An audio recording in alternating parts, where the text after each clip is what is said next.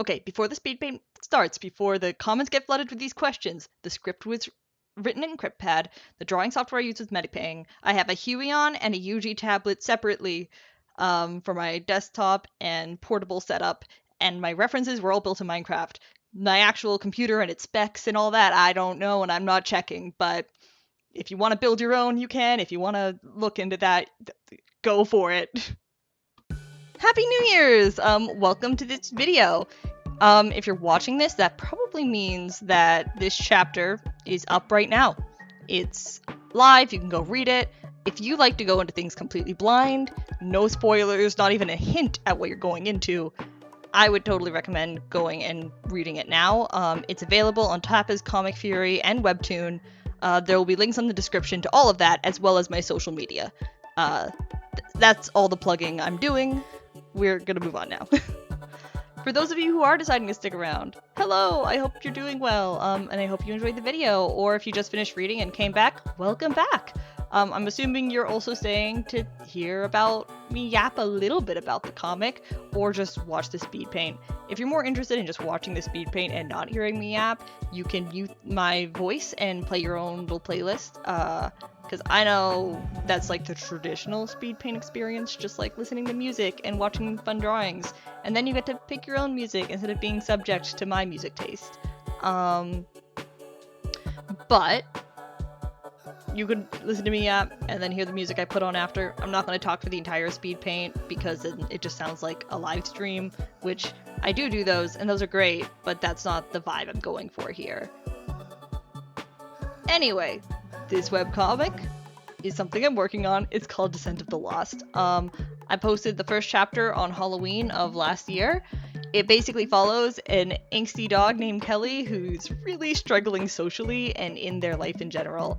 They don't really know what to do next with their life. They're kind of at a crossroads, and they really just feel overall lost and overwhelmed. But none of that seems to matter because, unfortunately, by some happenstance, they end up in this pocket dimension that is intermingled with all these other pocket dimensions that go on eternally. It's not hospitable to them or any of the other people stuck inside, and it goes on basically forever. It's up to them and the few people they have around them to try to figure out a way out or accept their fate and die there. There's a lot of themes of mortality in this comic. Like, characters talk about themselves dying a lot, or the chances of them dying, and just grappling with that, so that's fun. We love that. But in other words, I just threw a bunch of furries in the back rooms and called it a day. Hear me out. I initially made this concept because I thought the backrooms was an interesting concept, and I liked seeing what the community had made with it so far, and it being like an open source, anyone can work on it type of project. I'm like, hell yeah, I want a piece of that cake. And I did get myself a slice, but then I overdid the slice. I got too big of a slice. It was supposed to be a joke. It's not a joke anymore. I took it way too seriously. This thing is gonna be like 4 arcs total, and each arc is gonna have like 8 chapters each, and I have so many plot points that I'm excited to touch upon, and little like character interactions that I'm especially excited to get to. And now I am going to stop sharing any more information about the comic itself, because I could talk about those character interactions and those plot points, but literally everything's a spoiler, because we're still basically in prologue territory. Arc 1 is just setting the stakes, setting the scene, and we're like not even halfway through Arc 1 quite yet, so there's still a lot of things that I still need to touch upon before we're in the main plot, and have a lot to start dissecting. The reason, or the inspiration of me actually making this video, is when I was researching how to make a comic, there's so many informative videos on it. There's so many comic creators that are sharing their experience and how they promoted themselves and how they formatted their pages and their process of working on it, and how they scheduled their time to work on it better. But there weren't any speed paints of a full chapter. There were speed paints of a page, but there wasn't a full chapter speed paint, which I thought was really unfortunate, because seeing a single page of a comic getting drawn is very different than seeing the entire workflow for a whole chapter. So this is my entire process for chapter 3. The entire thing. Everything I drew for chapter 3, this is here, excluding like a few pages that I forgot to record here and there. The video is sped up to 60%. So each second equals a minute, every minute equals an hour of time that I worked on this thing. And I thought that was a really interesting way to tackle it as a whole.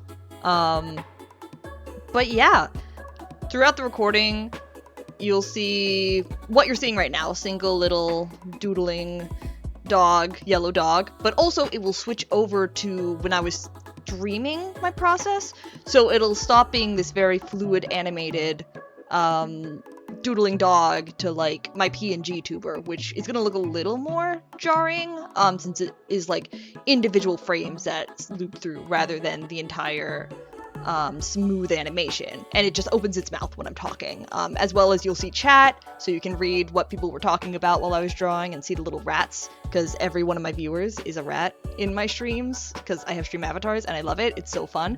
But yeah, that is your heads up for like what's going on when the entire look of the video switches. That's what's happening. It's not just gone completely out of whack. It was purposeful. It was a choice I made. I don't think I have anything more to share.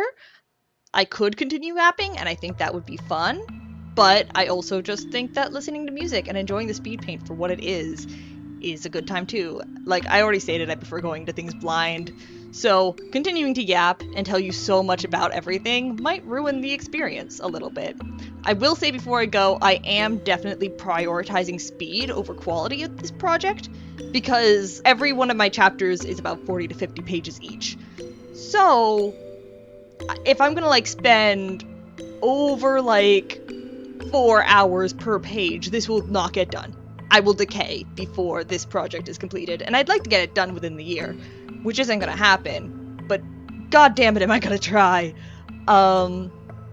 So there are some scenes where I know that I messed up, and I just decide not to go back and fix it because I need to get this thing done. So this isn't the top quality of work that I could technically produce if I was working on something that I would gift myself more time for. This was definitely something that I was trying to just make sure I did before I died. That's kind of my approach for this long-term project, because it's a big one. Got too big of a slice of a cake. Got too large slice of this cake.